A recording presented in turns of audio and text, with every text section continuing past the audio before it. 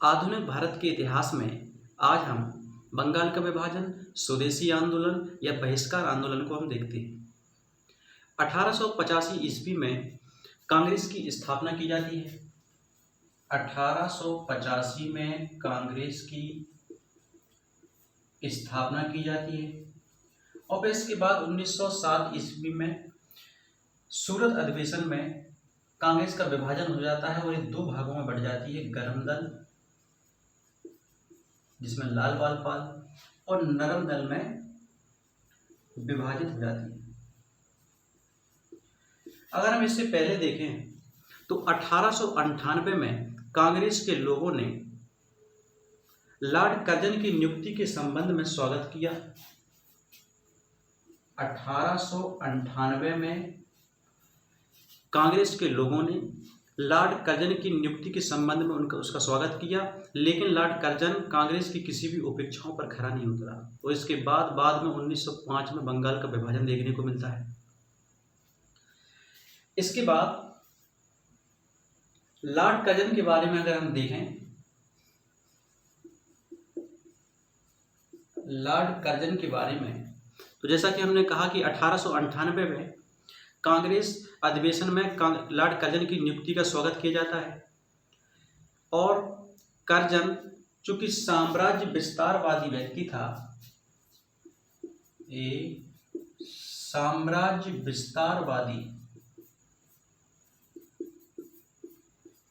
विस्तारवादी व्यक्ति था लॉर्ड कर्जन, तो इसने क्या किया कि कांग्रेस को महत्व देना कम कर दिया। इसने कांग्रेस को महत्व देना कम कर दिया और लाला लाजपत राय ने इस लॉर्ड कर्जन की कार्यकाल की तुलना औरंगजेब के कार्यकाल से की। लाला लाजपत राय ने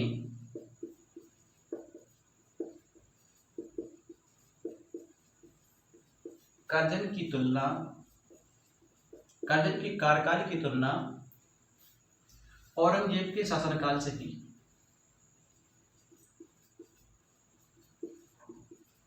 औरंगजेब के शासनकाल से की।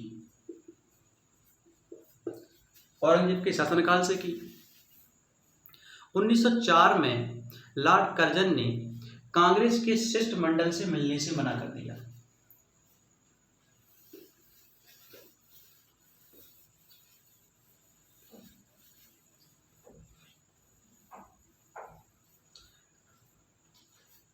उन्नीस सौ 4 में लॉर्ड कर्जन कांग्रेस के शिष्टमंडल से मिलने से मना कर देते हैं।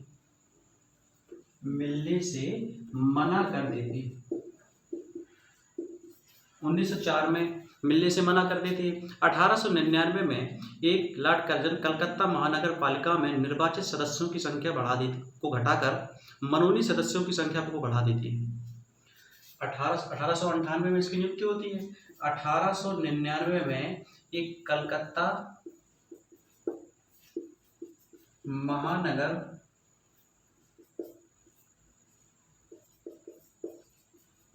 पालिका के जो मनोनीत निर्वाचित सदस्य थे, निर्वाचित सदस्यों की संख्या को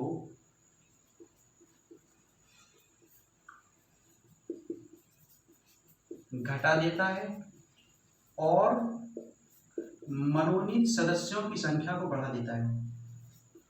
मनोनीत सदस्यों की संख्या को बढ़ा देता है। इससे क्या होता है?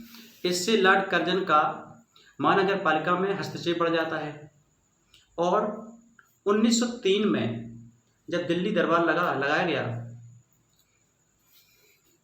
यानी कि 1903 में दिल्ली दरबार लगाया जाता है और 1 जनवरी 1903 में एडवर्ड सप्तम को सम्राट घोषित किया जाता है और बेहिसाब धन खर्च किया जाता है। 1903 में 1 जनवरी 1903 में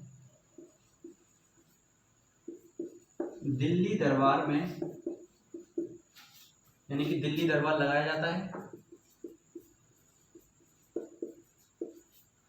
1 जनवरी 1903 को दिल्ली दरबार लगाया जाता है और एडवर्ड सप्तम को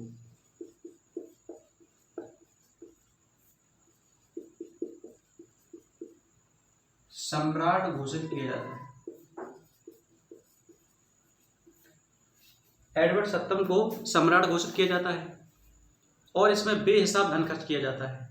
1904 में ही विश्वविद्यालय के लिए कानून बनाया जाता है, जिसमें विश्वविद्यालय में सीनेट में मनोनीत सदस्यों की संख्या को बढ़ा दिया जाता है। इससे क्या होता है, इससे लॉर्ड कर्जन का हस्तक्षेप बढ़ जाता है और एक कॉलेजों की संबद्धता को कठिन बना देता है। उस समय कलकत्ता विश्वविद्यालय के उप कुलपति हुआ करते थे आशुतोष मुखर्जी, ये इस चीज का विरोध करते हैं, यानी कि कर्जन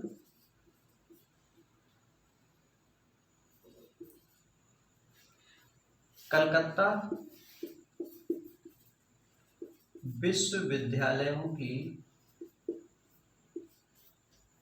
कलकत्ता कॉलेजों की संबद्धता को, कलकत्ता कॉलेज की संबद्धता को कठिन बना देता है।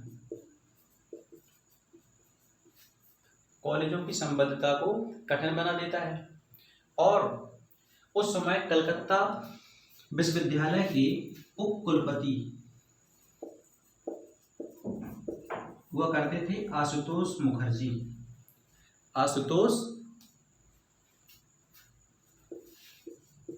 आशुतोष मुखर्जी ये इस चीज का विरोध करते हैं। इसके बाद 1904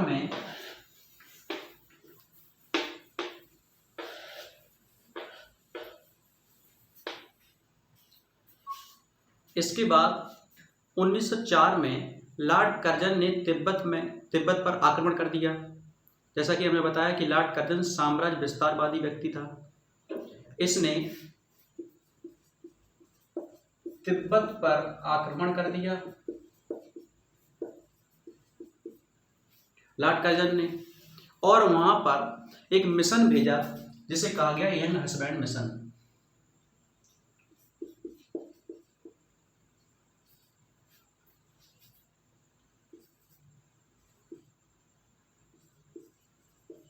यंग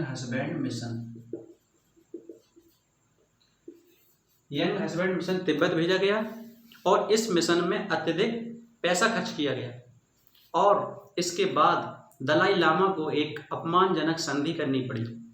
यानी कि इसके बाद दलाई लामा को एक अपमानजनक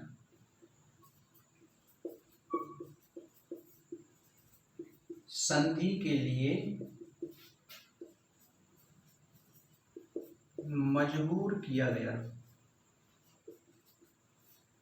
अपमानजनक संधि के लिए दलाई लामा को मजबूर किया गया और लॉर्ड कर्जन द्वारा चुंबी घाटी को हड़प लिया जाता है और चुंबी घाटी को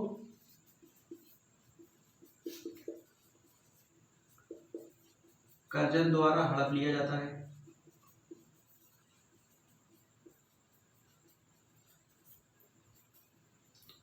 इसके बाद लॉर्ड कर्जन द्वारा कलकत्ता में एक विक्टोरिया स्मारक बनवाया जाता है जो ताजमहल के जैसे था।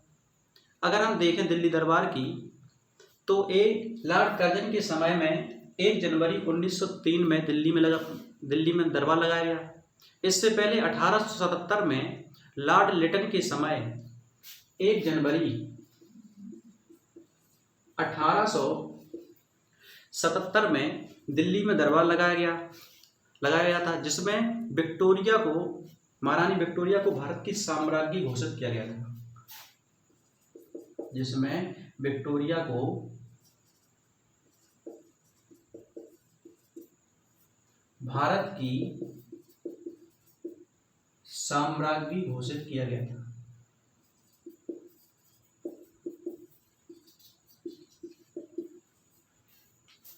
इसके बाद अगर आप बंगाल के विभाजन को देखें,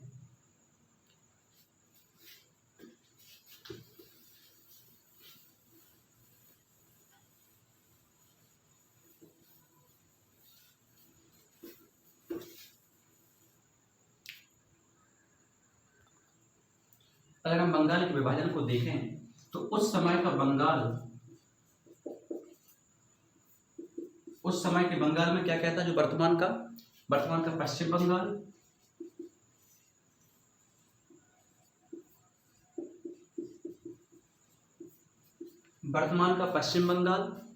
बिहार, झारखंड,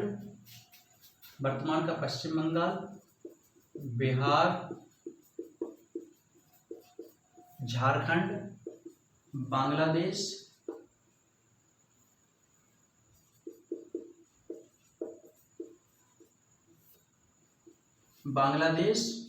और असम का क्षेत्र, और यहाँ पर लगभग 8 करोड़ जनसंख्या निवास करती थी। इसमें लगभग 8 करोड़ जनसंख्या निवास करती थी। इसके बाद लॉर्ड कर्जन ने कुछ प्रशासनिक कारणों से बंगाल का विभाजन किया। इससे पहले 1874 में असम को अलग करके एक कमिश्नरी क्षेत्र बना दिया गया था। इससे पहले असम को अलग करके एक कमिश्नरी क्षेत्र बना दिया गया था, और 1874 में असम को अलग करके कमिश्नरी क्षेत्र बना दिया गया था, और 1897 में लुसाई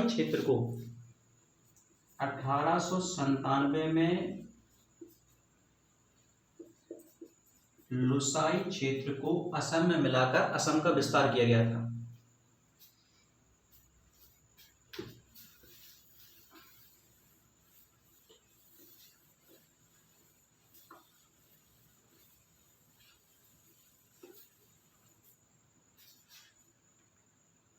इसके बाद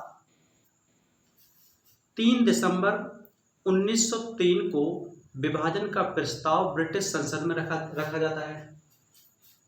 यानी कि 3 दिसंबर 1903 को बंगाल के विभाजन का प्रस्ताव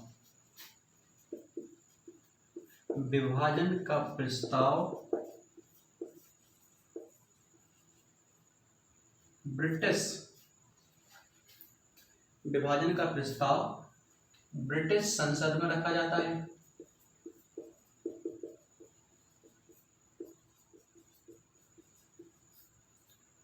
तीन दिसंबर 1903 को विभाजन का प्रस्ताव संसद में रखा जाता है, और 19 जुलाई 1905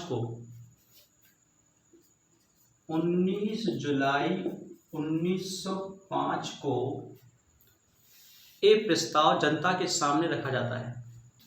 यानी कि बंगाल के विभाजन का प्रस्ताव जनता के सामने रखा जाता है। प्रस्ताव जनता के सामने रखा गया। 19 जुलाई 1905 को 20 जुलाई 1905 को समाचार पत्रिकाओं के माध्यम से इसको प्रकाशित किया गया। 20 जुलाई 1905 को विभाजन का प्रस्ताव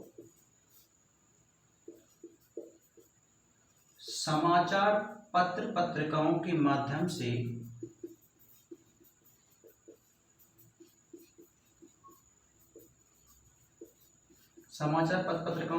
से प्रकाशित किया गया। यानी कि 3 दिसंबर 1903 को जो प्रस्ताव है ब्रिटिश संसद में रखा जाता है।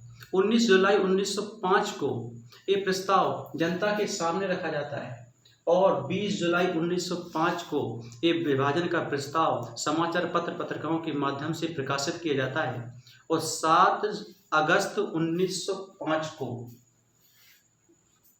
7 अगस्त 1905 को विभाजन का जो प्रस्ताव था इसका विरोध किया जाता है। यानी कि यहाँ से विरोध प्रारंभ होता है।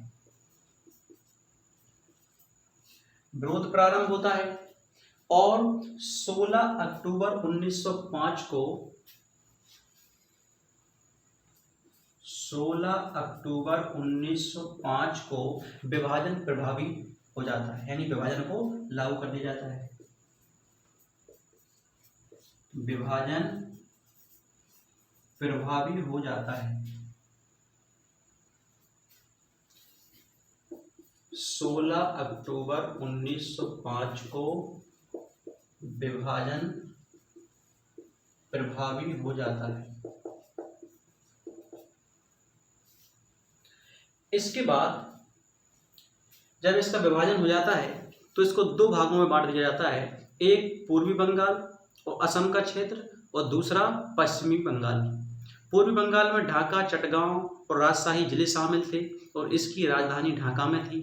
और जो पश्चिमी बंगाल के थे जिसमें शेष बंगाल, बिहार, उड़ीसा के क्षेत्र शामिल थे और इसकी राजधानी कलकत्ता थी।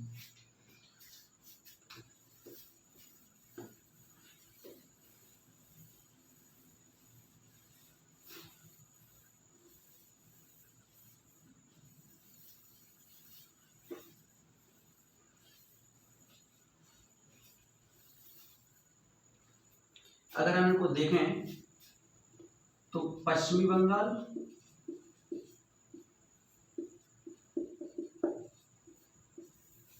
और यहाँ पर पूर्वी बंगाल।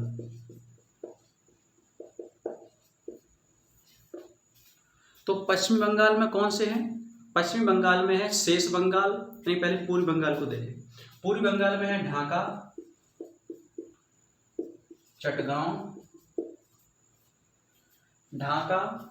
चटगांव और राजशाही के जिले।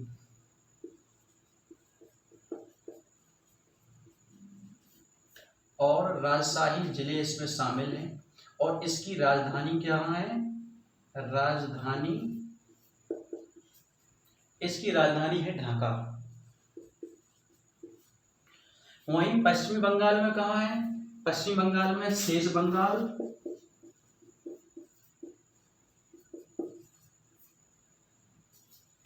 बंगाल है और बिहार और उड़ीसा का क्षेत्र।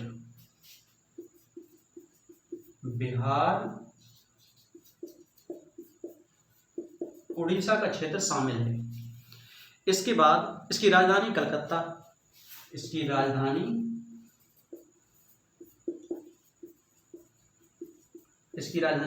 में है।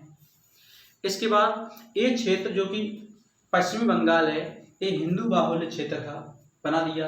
और जो पूर्वी बंगाल क्षेत्र था इसको इन्होंने मुस्लिम बाहुल्य क्षेत्र बना दिया। और पश्चिमी बंगाल यहाँ के गवर्नर एंड्रयू फ्रेजर और पूर्वी बंगाल के गवर्नर ब्लूमफील्ड फुलर को बना दिया। यानी कि यहाँ के जो गवर्नर थे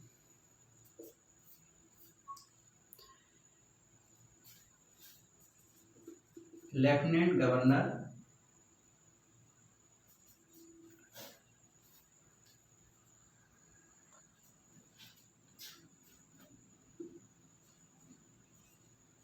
एंड्रयू फ्रेजर और यहाँ के जो लेफ्टिनेंट गवर्नर बनाए गए वो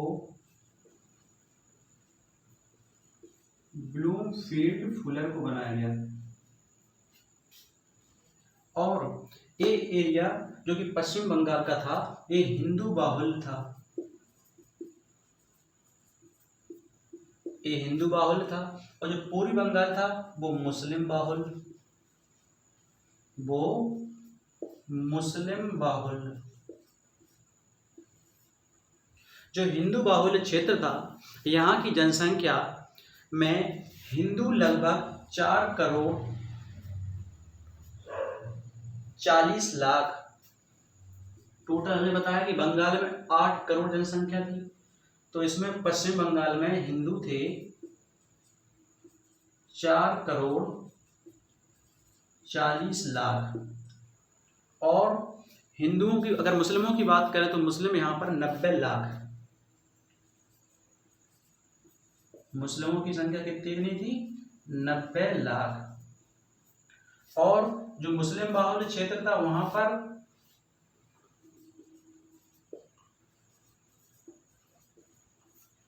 जो मुस्लिम बाहुल्य क्षेत्र था वहां पर हिंदू लगभग 1 करोड़ 30 लाख, 1 करोड़ 30 लाख। और जो मुसलमानों की संख्या थी वो 1 करोड़ 80 लाख थी, 1 करोड़ 80 लाख। तो अगर हम देखें पश्चिम बंगाल में जनसंख्या लगभग 5 करोड़ 40 लाख यहाँ की जनसंख्या थी। पश्चिम बंगाल में 5 करोड़ 40 लाख यहाँ की जनसंख्या थी। और वहीं पूर्वी बंगाल में 3 करोड़ 10 लाख, 3 करोड़ 10 लाख लगभग जनसंख्या थी। इसके बाद पश्चिम बंगाल की जनसंख्या लगभग 5 करोड़ 40 लाख थी और पूर्वी बंगाल और असम की जनसंख्या 3 करोड़ 10 लाख थी, जिनमें हमने देखा कि ये मुस्लिम बाहुल्य क्षेत्र था। और इस यहाँ के लेफ्टिनेंट गवर्नर थे ब्लूमफील्ड फुलर। ब्लूमफील्ड फुलर ने कहा कि हिंदू और मुसलमान अंग्रेजी सरकार की 2 पत्नियां हैं जिनमें मुसलमान अधिक प्रिय हैं। लॉर्ड कर्जन ने कहा कि बंगाल के बंटवारे से मुसलमानों को वे सुविधाएं मिल जाएंगी जो उन्हें मुगल काल में भी नहीं मिली होंगी, क्योंकि उस समय बंगाल राष्ट्रवाद का गढ़ था और यहीं से ही सारे धार्मिक और सामाजिक सुधार प्रारंभ हुए थे और बंगाल से ही राष्ट्रवाद को बढ़ावा मिला था। तो यहाँ पर राष्ट्रवादी विचारधारा को एक तरह से कुचलने का प्रयास किया गया। हमने देखा 1905 में बंगाल का विभाजन किया जाता है। 20 जुलाई 1905 को विभाजन की घोषणा कर दी जाती है। 7 अगस्त 1905 को कलकत्ता के टाउन हॉल में विरोध प्रारंभ होता है और कासिम बाजार के महाराजा मणिंद्र चंद्र नंदी इनके नेतृत्व में अध्यक्षता में विशाल जनसभा का आयोजन किया जाता है, जिसमें 60 से 75 हजार लोग एकत्रित होते हैं और यहीं से विरोध प्रारंभ शुरू हुआ, जिनमें प्रमुख नेता थे सुरेंद्रनाथ बनर्जी। और इन्होंने प्रस्ताव दिया था एक फेडरेशन हॉल की स्थापना का और विरोध के प्रतीक के रूप में बहिष्कार और स्वदेशी आंदोलन की बात कही और कहा कि जब तक करेंगे तब तक करेंगे जब तक कि विभाजन का निर्णय वापस नहीं ले लिया जाता है। लेकिन 16 अक्टूबर 1905 को बंगाल का विभाजन लागू कर दिया जाता है।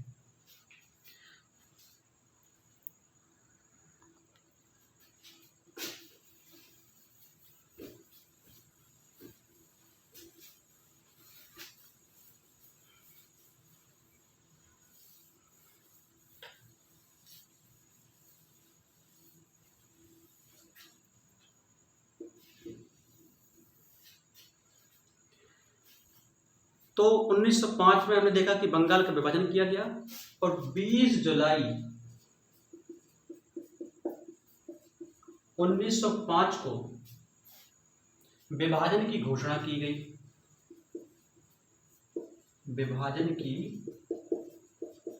घोषणा की गई और 7 अगस्त 1905 को कलकत्ता के टाउन हॉल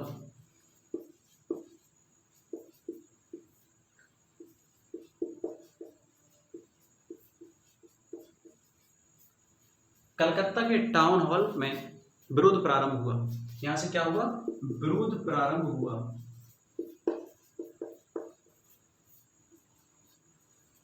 यहां से विरोध प्रारंभ हुआ और यहां पर कासिम बाजार के जो महाराजा थे मणिंद्र चंद्र नंदी,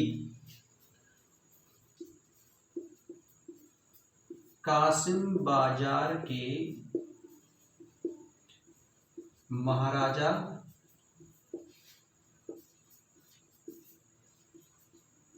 मणिंद्र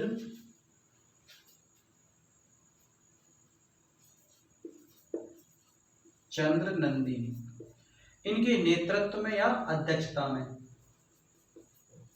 इनके नेतृत्व में होता है और एक विशाल जनसभा का आयोजन किया जाता है जिसमें 60 से 75 हजार, हमने कहा कि लोग एकत्रित हुए।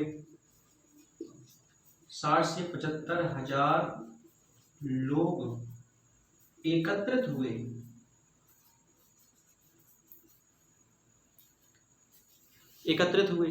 और यहीं से विरोध प्रारंभ हुआ। इसमें अगर प्रमुख नेताओं की हम बात करें तो सुरेंद्र नाथ बनर्जी,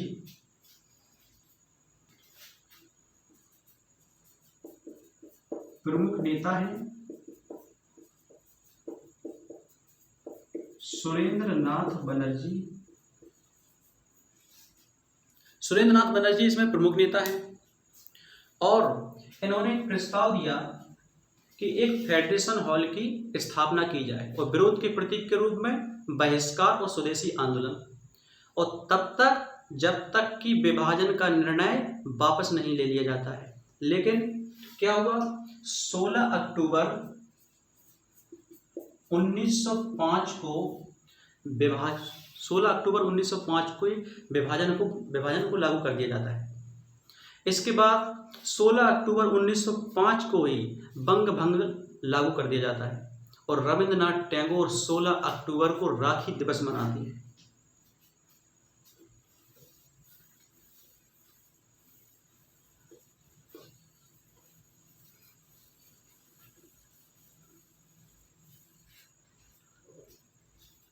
जब 16 अक्टूबर 1905 को बंगाल का विभाजन को लागू कर दिया जाता है तो 16 अक्टूबर को राखी दिवस मनाया जाता है। और कौन मनाता है राखी दिवस? रविंद्रनाथ टैगोर। रविंद्रनाथ टैगोर। इसके बाद 16 अक्टूबर को ही रविंद्र सुंदर त्रिवेदी के द्वारा शोक दिवस मनाया जाता है। 16 अक्टूबर को शोक दिवस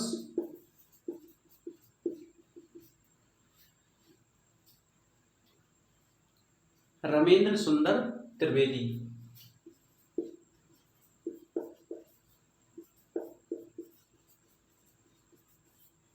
रविंद्र सुंदर त्रिवेदी द्वारा 16 अक्टूबर को शोक दिवस मनाया जाता है। और जो 16 अक्टूबर को राखी दिवस मनाया जाता है, यहाँ पर पीले धागे की राखी को एक दूसरे को बांधते हैं प्रतीक के रूप में। पीले धागे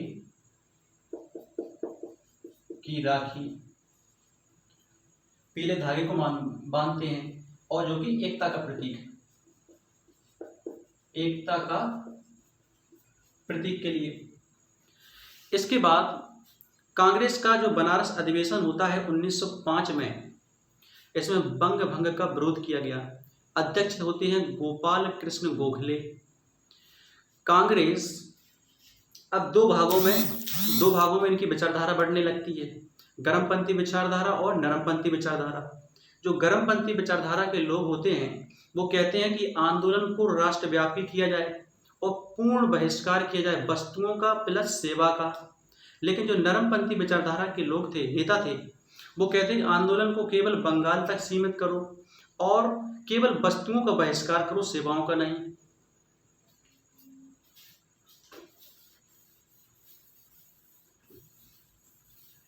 इसके बाद बनारस में 1905 में बनारस में कांग्रेस का अधिवेशन होता है।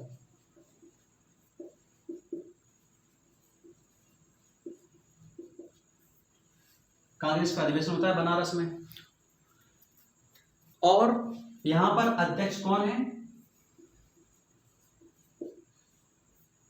अध्यक्ष है गोपाल कृष्ण गोखले।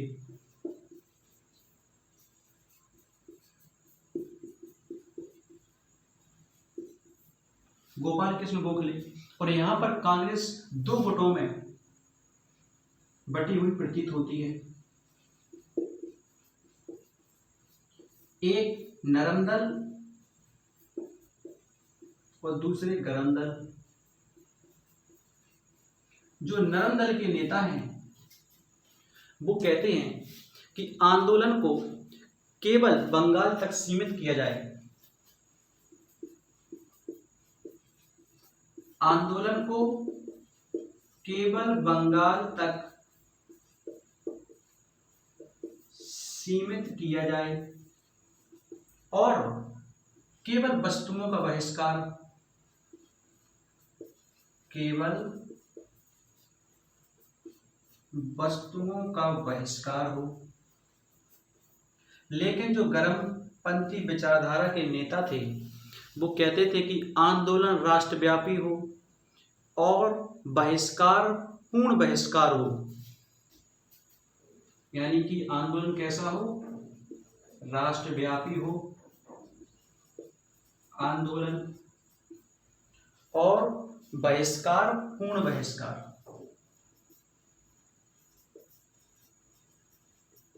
पूर्ण बहिष्कार हो।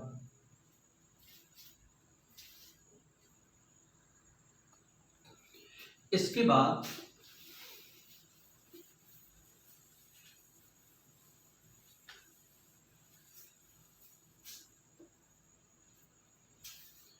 बाद कांग्रेस का कलकत्ता में अधिवेशन होता है 1906 में और यहां पर कांग्रेस की अध्यक्षता करते हैं दादा भाई नौरोजी।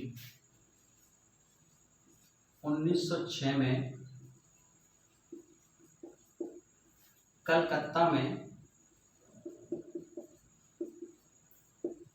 कांग्रेस का अधिवेशन होता है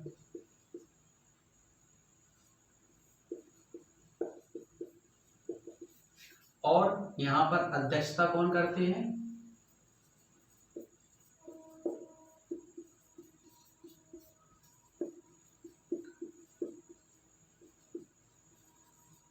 दादा भाई नौरोजी। दादा भाई नौरोजी यहां पर अध्यक्षता करते हैं और बहिष्कार आंदोलन का जो प्रस्ताव है उसको पास किया जाता है और स्वराज की मांग की गई, यानी कि यहां पर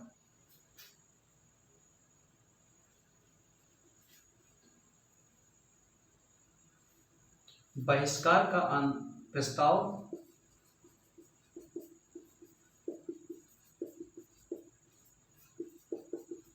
पास किया गया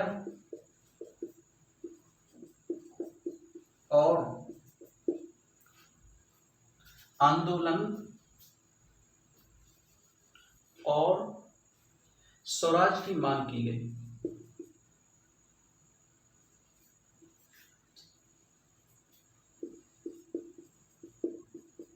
स्वराज की मांग की गई।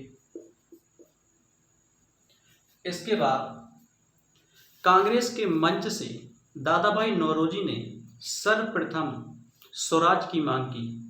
फिर आंदोलन का विस्तार किया जाता है, इसमें स्वदेशी आंदोलन, बहिष्कार और बंगभंग आंदोलन। स्वदेशी आंदोलन में आत्मनिर्भरता यानी कि अपने देश की वस्तुओं को बढ़ावा देना, बहिष्कार में विदेशी वस्तुओं का त्याग करना या दहन करना, और ये विदेशी वस्तुओं का बहिष्कार करने का प्रस्ताव की अगर हम बात करें तो कृष्ण कुमार मिश्र ने दिया। बंगभंग आंदोलन होता है। इस बहिष्कार का समर्थन सिस्टर निवेदिता गर्ग ने किया। इन्होंने कहा कि विदेशी वस्तुओं का प्रयोग करना गौ हत्या के समान है। महाराष्ट्र पुणे में बाल गंगाधर तिलक ने स्वदेशी प्रचारणी सभा की स्थापना की। 1893 में गणपति उत्सव, 1896 में शिवाजी महोत्सव का प्रारंभ किया गया बाल गंगाधर तिलक द्वारा। इसके बाद इनके और आंदोलन को प्रचारित किया गया, जैसे कि दिल्ली में सैयद हैदर रजा, मद्रास में चिदम्बरम पिल्ले, पंजाब उत्तर प्रदेश में अजीत सिंह, लाला लाजपत राय और रविन्द्रनाथ टैगोर ने आमार सोनार बांग्ला गीत लिखा इसी में। इसी समय, जो कि वर्तमान में बांग्लादेश का राष्ट्रगान है। नारा दिया गया वंदे मातरम। 16 अक्टूबर को आनंद मोहन बोस द्वारा फेडरेशन हॉल की नींव रखी गई थी और यहाँ पर भाषण सुरेंद्र नाथ बनर्जी ने पढ़ा, क्योंकि उस समय बोस बीमार थे। इसके बाद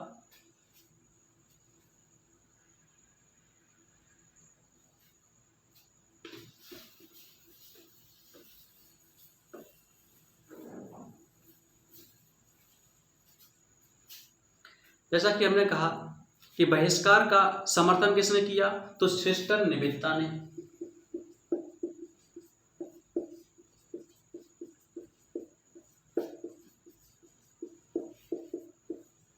बहिष्कार का समर्थन किया। और जो बहिष्कार शब्द था, इसका प्रस्ताव सबसे पहले किसने रखा था, तो कृष्ण कुमार मिश्र ने। कृष्ण कुमार मिश्र ने सर्वप्रथम, यानी कि बहिष्कार का प्रस्ताव, इसमें बहिष्कार का प्रस्ताव रखा। और सिस्टर निवेदिता ने कहा कि विदेशी वस्तुओं का उपयोग करना गौहत्या के समान है। महाराष्ट्र पुणे में बाल गंगाधर तिलक ने स्वदेशी प्रचारिणी सभा की स्थापना की। जैसा कि हमने बताया कि बाल गंगाधर तिलक ने 1893 में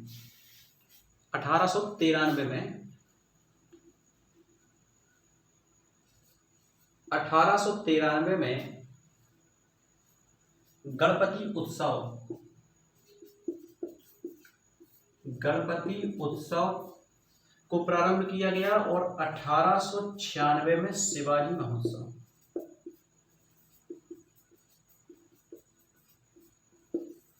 शिवाजी महोत्सव को प्रारंभ किया गया और इनके उपयोग से आंदोलन को प्रचारित एवं प्रसारित किया गया। दिल्ली से सैयद हैदर रजा, दिल्ली से सैयद हैदर रजा,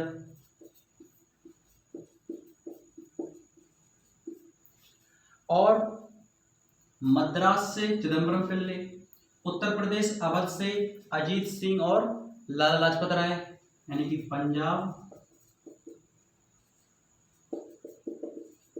उत्तर प्रदेश से देखें तो अजीत सिंह और लाला लाजपत राय।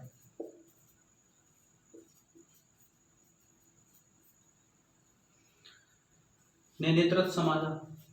रविंद्रनाथ टैगोर ने आमार सोनाल बांग्ला गीत लिखा, जो कि वर्तमान में बांग्लादेश का राष्ट्रगान है। 16 अक्टूबर को आनंद मोहन बोस द्वारा फेडरेशन हॉल की नींव रखी गई और ये भाषण सुरेंद्र नाथ बनर्जी ने पढ़ा, क्योंकि आनंद मोहन बोस बीमार थे। इसके बाद अगर हम इसकी विशेषताओं को देखें तो भारत का एक प्रथम आंदोलन था जिसे राष्ट्रीय आंदोलन कहा जा सकता है और प्रथम बार जुलूस, हड़ताल, बहिष्कार, विरोध प्रदर्शन आदि तरीकों का प्रयोग किया गया। प्रथम बार घर से बाहर महिलाओं ने भाग लिया, विदेशी चूड़ियों को पहनने से मना कर दिया, विदेशी बर्तनों का बहिष्कार किया। मजदूर, किसान, विद्यार्थी सभी इसमें शामिल हुए। बारिशान सम्मेलन में किसान शामिल हुए थे। नरमपंथी तरीकों को बदलकर अब लोग गर्मपंथी तरीकों को अपनाने लगे। अब्दुल रसूल, लियाकत हुसैन, मुजफ्फर खान, सैयद हैदर रजा आदि ये सभी लोगों ने आंदोलन में भाग लिया, लेकिन बाद में बहुसंख्या में मुसलमान आंदोलन से दूर हो गए और सांप्रदायिकता के बीजों की अगर हम बात करें तो इसी आंदोलन के दौरान पड़े। विद्यार्थियों ने शिक्षा का बहिष्कार किया।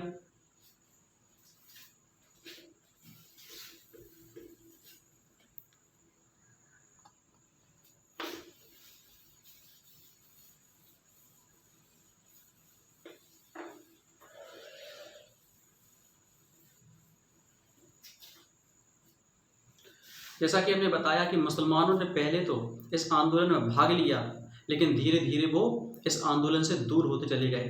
फिर बाद में 1906 में मुस्लिम लीग की स्थापना देखने को मिलती है। स्वदेशी, आत्मनिर्भरता और आत्म शांति का नारा दिया गया। स्वदेशी, आत्मनिर्भरता और आत्म शांति का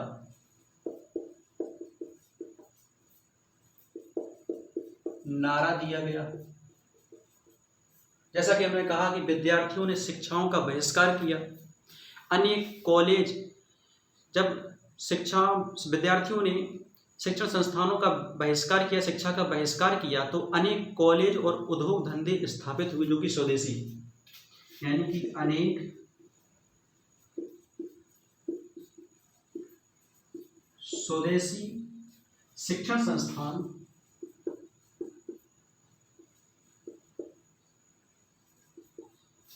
शिक्षण संस्थानों को स्थापित किया गया।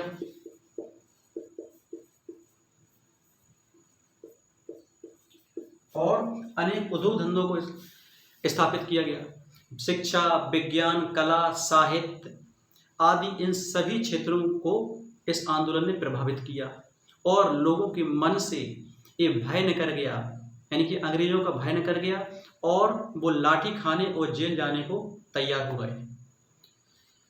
तो इसके बाद नेक्स्ट वीडियो में हम देखेंगे स्वदेशी या बहिष्कार आंदोलन के प्रभावों को। तो आई होप यू वीडियो अच्छी लगी हो तो चैनल को लाइक करें, सब्सक्राइब करें। धन्यवाद।